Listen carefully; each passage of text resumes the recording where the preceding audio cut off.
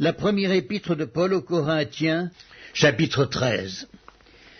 Quand je parlerai les langues des hommes et des anges, si je n'ai pas la charité, je suis un airain qui résonne ou une cymbale qui retentit. Et quand j'aurai le don de prophétie, la science de tous les mystères et de toute la connaissance, quand j'aurai même toute la foi jusqu'à transporter des montagnes, si je n'ai pas la charité, je ne suis rien. Et quand je distribuerai tous mes biens pour la nourriture des pauvres, quand je livrerai même mon corps pour être brûlé, si je n'ai pas la charité, cela ne me sert de rien. La charité est patiente, elle est pleine de bonté. La charité n'est point envieuse. La charité ne se vante point, elle ne s'enfle point d'orgueil. Elle ne fait rien de malhonnête, elle ne cherche point son intérêt. Elle ne s'irrite point, elle ne soupçonne point le mal.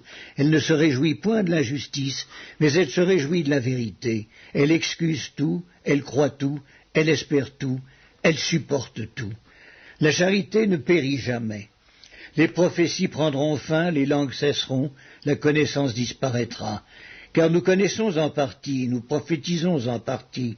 Mais quand ce qui est parfait sera venu, ce qui est partiel disparaîtra.